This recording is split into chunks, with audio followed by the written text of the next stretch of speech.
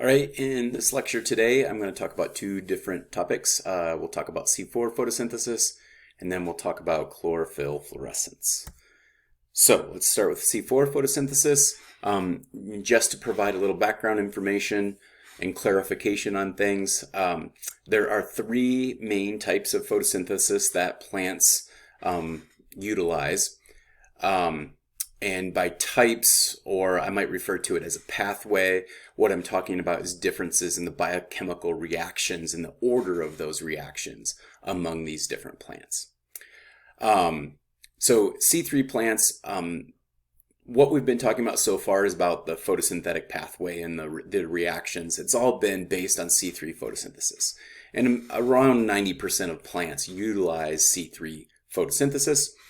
So it's the most common type of pathway. It's called C3 because the first product of that carboxylation step, when Rubisco first kind of grabs that CO2 molecule, it grabs the CO2 molecule and combines it with ribulose bisphosphate. And then the first product from that reaction is a carbon molecule that has 3 carbons in it, or is a molecule with 3 carbons in it. So that's where the name C3 comes from, 3 carbons. C4 photosynthesis is the second most common type of photosynthesis that we see in plants. It's primarily in the grass family, but it will be in other families as well. And sometimes I talk about grasses and C4 a lot together. So I just want to make sure I don't give the impression that that's the only type of plants that utilize C4 photosynthesis. In C4 plants, the first product from carboxylation is a 4-carbon molecule, so thus the name C4. And then, of course, CAM plants, it's the least common type of photosynthesis. The full name is crassylation acid metabolism, and it's called that because it was first discovered in the Crassulaceae family. Since then, we found it in other families. So yeah, it's not just in Crassulaceae. So we tend to refer to it as CAM, I think, to de-emphasize, it's Friday, I can't talk, de-emphasize the fact that Crassulaceae is in the name. Okay, one other point of clarification, I think sometimes it's confusing maybe in the way I talk about it. It almost sounds like a plant can choose what type of pathway or type of photosynthesis it's going to utilize. But that's not the case. A species is either a C3 species, meaning it utilizes C3 photosynthesis, or it's a C4 species, so it utilizes C4 photosynthesis, or it's a CAM plant. There are a few species that have been discovered in the last, 5 to 10 years that are intermediates between C3 and C4, and they seem to be able to kind of behave a little more like a C3 plant sometimes and a little more like a C4 plant other times. But that seems to be relatively rare. So just think of a plant using one type of photosynthesis, and that's part of what constrains it, is that it utilizes that type of photosynthesis. So it's going to be found in places where that type of photosynthesis is most beneficial. And so we'll talk about some of those implications of C4 photosynthesis in a second. Okay, there's a couple, and I should say, I don't know how much we'll get into CAM plants. It probably depends on the interest. We could spend a little more time talking and reading about CAM photosynthesis. For now, we'll focus on C4 to compare C4 and C3, and we'll see where the semester goes. So there's two things I want to talk about related to C4 photosynthesis. Plants that utilize this pathway have unique anatomical differences compared to C3 and unique biochemical reactions, or at least the order of the reactions is unique. So let's talk about those things. And I just spent a bunch of time on this slide because I was going to draw it, and then I was just having trouble drawing. So I just grabbed a picture, which probably is easier to see. So these are cross sections of two different grasses. So the top grass is an example of a plant that utilizes C3 photosynthesis, and the bottom one is C4. So let me point out a few differences.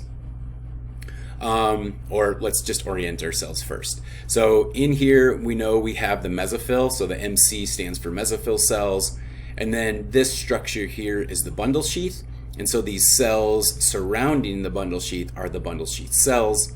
And then, of course, in the bundle sheath, we have the xylem, which is transporting water.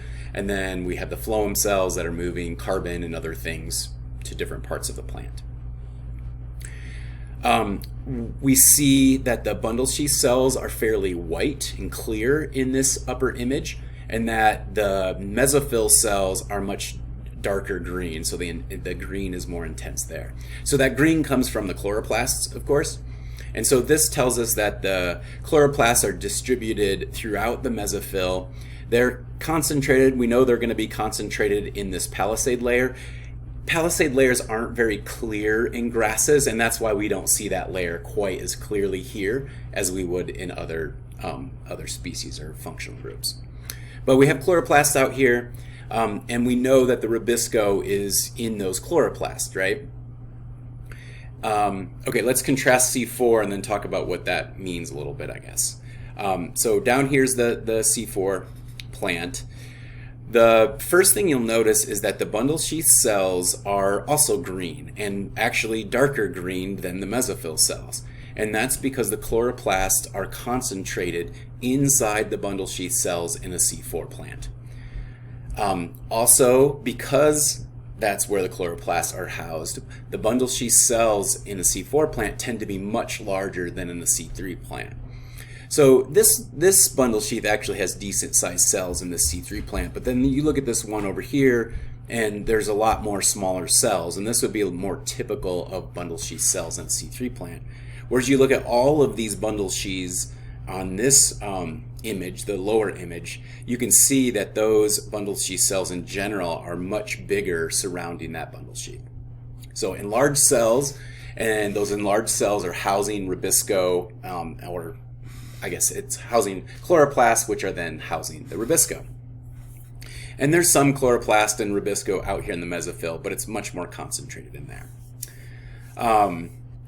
What that does, we'll talk about the biochemical reactions in a second, but if we just think about rubisco for a minute, so think back to photorespiration.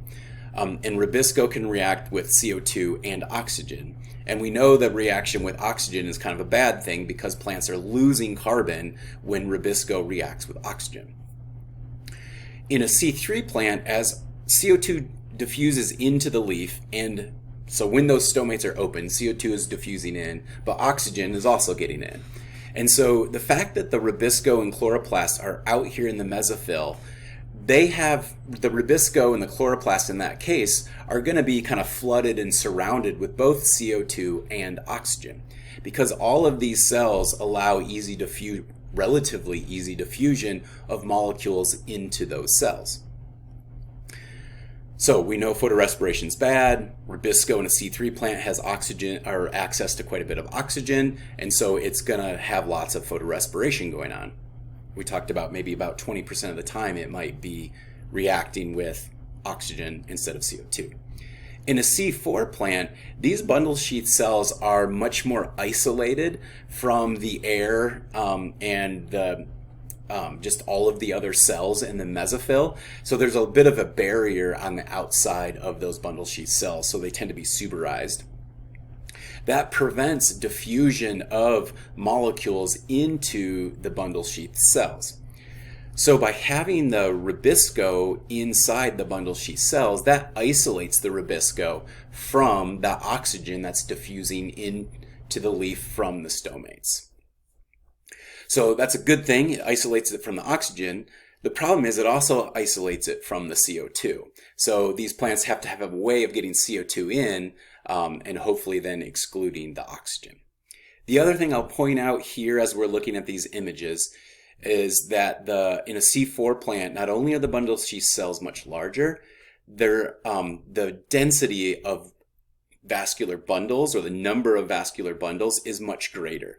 So you can see both of these were taken at the same scale, and you can see we've got two bundle sheaths or vascular bundles in this image for the C3 plant, but we have 5 vascular bundles in the C4 plant. So higher vein density in C4 plants versus C3.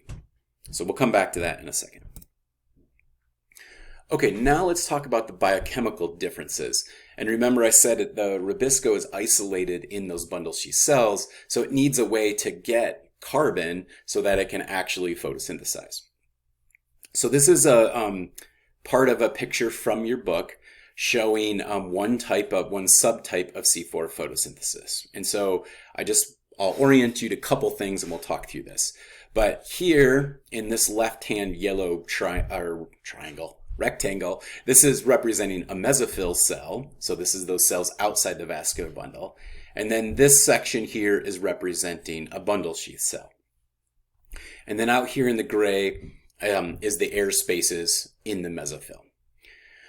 So what happens is the very first step of carbon reactions in a C4 plant is different. It's not catalyzed or driven by rubisco, it's catalyzed by PEP carboxylase. And so in this image we can see PEP. We usually indicate it as PEP C because it's a carboxylase. PEP is inside these mesophyll cells. So as CO2 enters the mesophyll cell, PEP carboxylase is the first thing that reacts with CO2. And there's no rubisco in this mesophyll cell. So even though there might be oxygen, or there will be oxygen available in this cell as well, PEP C is only a carboxylase, so it's not reacting with that oxygen. It's only reacting with the CO2. It creates an oxaloacetate, which converts to malate or malic acid. And that malic acid in this particular example is transferred into the bundle sheath cell. So this is what's actually transporting that carbon to the rubisco. And then you can see malic acid gets broken back down into CO2 and another product.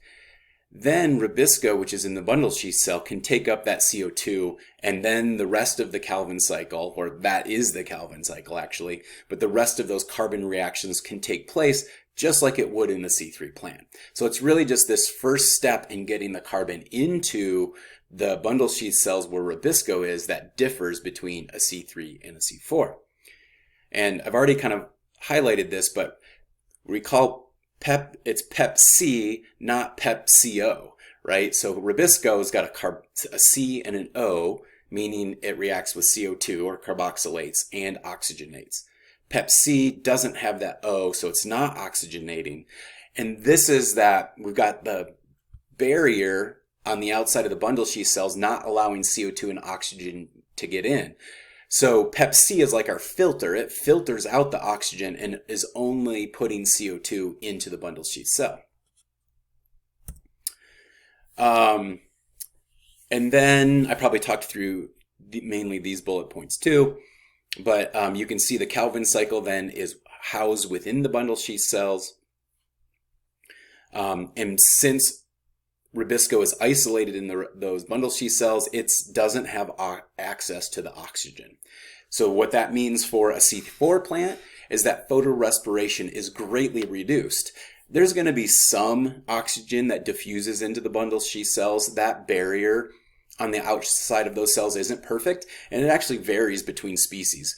We talk about some C4 plants as being leaky and some being not as leaky, and that has to do with how much oxygen gets in, and it affects their photorespiration rate. So not all C4 plants have super low photorespiration rates. There is some variability. But just to see the impact of C4 photosynthesis, this is an ACI, or these represent ACI curves on C3 and C4 plants. So we just did this in lab, so you're familiar with it. The y-axis, of course, is net photosynthesis. And then on the x-axis, we have the internal CO2 concentration. If we, I cut off that last little bit here. Let's move this up and then go back. All right, there. Now you can see all those bullet points. So if we start with this green line, this is a C3 plant grown under 21% oxygen, which is about what our atmosphere is right now, about 20% oxygen. So that's our reference, but you can see it has a lower initial slope and a lower maximum rate of photosynthesis than the other two lines we're going to look at. And this lower rate and slope is because of photorespiration. It's got a lot more photorespiration. If we were to take that same C3 plant and put it in an environment that only has 2% oxygen, you can see that we have a steeper initial slope of the ACI curve and a higher maximum photosynthetic rate, and that's because we've reduced photorespiration. So in a C3 plant, even though Rubisco has access to both CO2 and oxygen, if we scrub out most of the oxygen from the air, there's going to be very little oxygen around that Rubisco, and that makes photosynthesis more efficient. What's interesting and cool is look at this red line. This is a C4 plant, but still growing under 21% oxygen. So still lots of oxygen around, but that's even more efficient than a C3 plant under low oxygen conditions. And again, this is because PEP carboxylase is reacting with CO2 first and doesn't react with oxygen, but then it transfers that CO2 into the bundle sheath cells where the Rubisco is isolated from that atmospheric air. So it's only getting CO2 for the most part, a little bit of oxygen. So that makes that makes C4 photosynthesis much more efficient with regards to minimizing photorespiration. I'm not even going to move that table up at the bottom because it's in your book.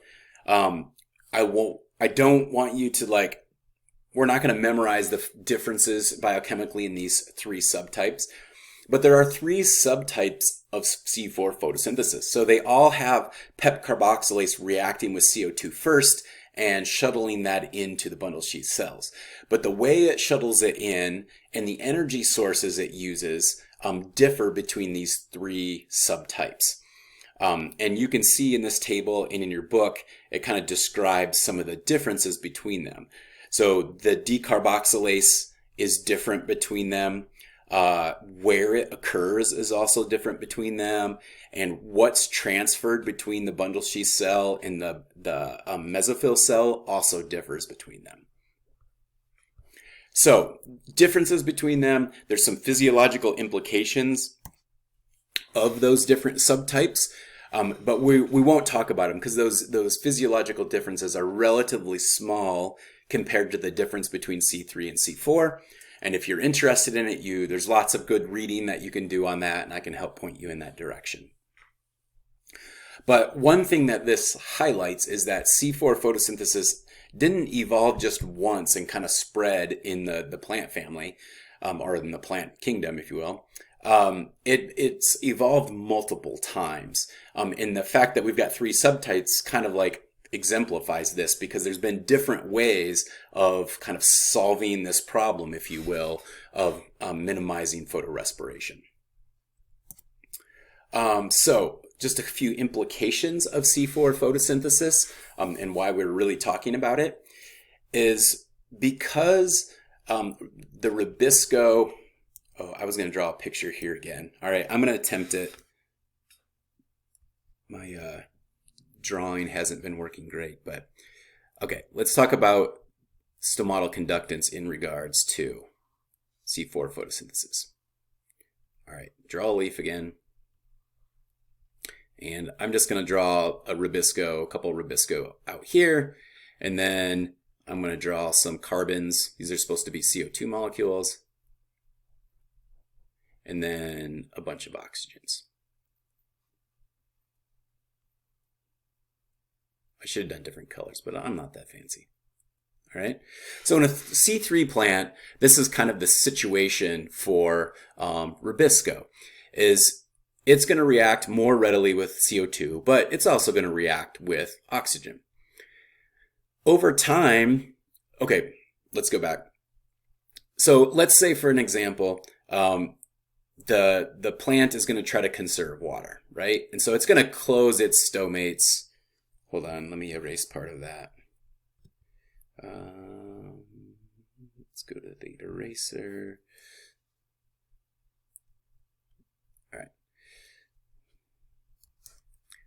All right, so let's say it closes its stomate a bit and reduces that opening.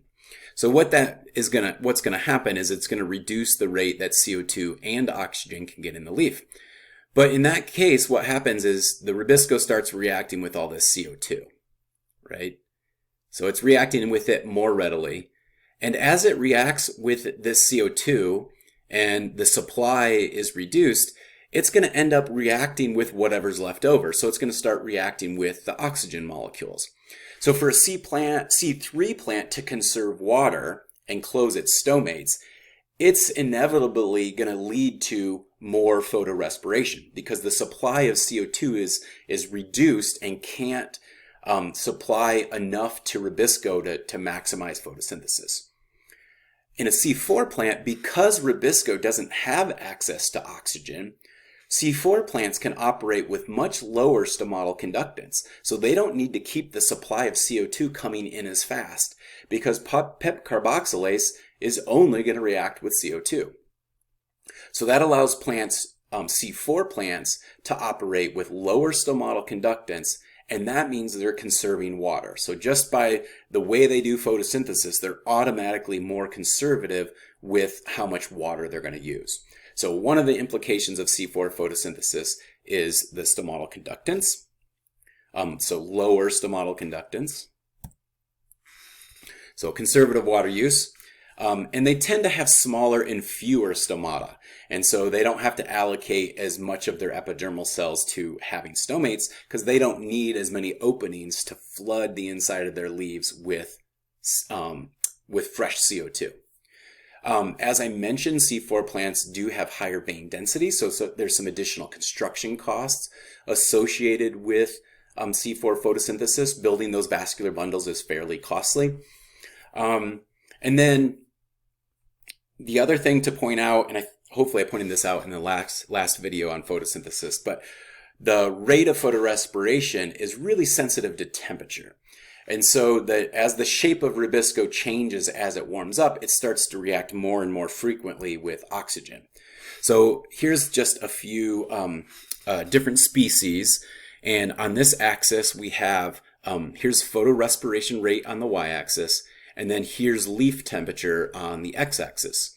This species up here, tall fescue, is a C3 grass.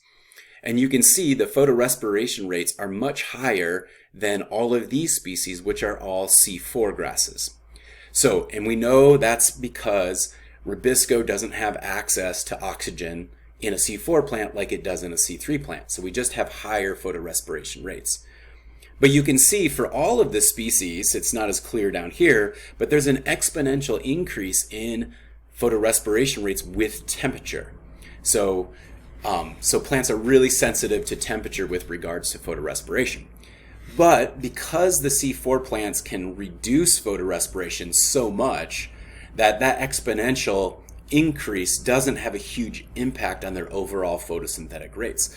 So what that means is that C4 plants are pretty well adapted to doing photosynthesis and growing where it's really hot, because they're minimizing photorespiration or increases in photorespiration due to that heat. And they can conserve water because they don't have to have their stomates open as wide. And I was going to put a map in here and I totally forgot. So maybe we'll look at a paper in class on this. But if we look at the distributions of C3 and C4 plants, it really matches up with this. All of the hot places around the globe are really dense with C4 plants. And then the drier places as well. But I say it that way because I just want to highlight the fact that it's temperature that really is the most important driver in C4 distributions. And then precip is also really important, but it's secondary to temperature. So both of those things combined, though, kind of control or, control the distribution of C3 and C4. The reasons we don't see C4 photosynthesis being used in cooler places and then also wetter places is because they just get outcompeted by a C3 plant in those situations. Let me go back here for a second. When we looked at the biochemical reactions in a C4 plant, there's a couple extra steps in photosynthesis, right? We've got PEP carboxylase has to have energy to react with CO2. And then we've got this conversion to other molecules and the transport of that acid into the bundle sheath cell, and that's all taking extra energy. And then once it gets into the bundle sheath cell, then we have the same energy requirements that a C3 plant would have. So what that means is a C4 plant is using a lot more energy to assimilate one molecule of CO2 compared to a C3 plant. So when the conditions are cool and moist, it makes a lot more sense to utilize C3 photosynthesis. But as you move to hotter and drier, then those C4 plants can outcompete the C3 plants. So that's what controls the distribution of these two types of plants. Okay, let's take a break there, and then I'll come back after I get a drink of water and stop talking for a second, and we'll introduce you to chlorophyll fluorescence.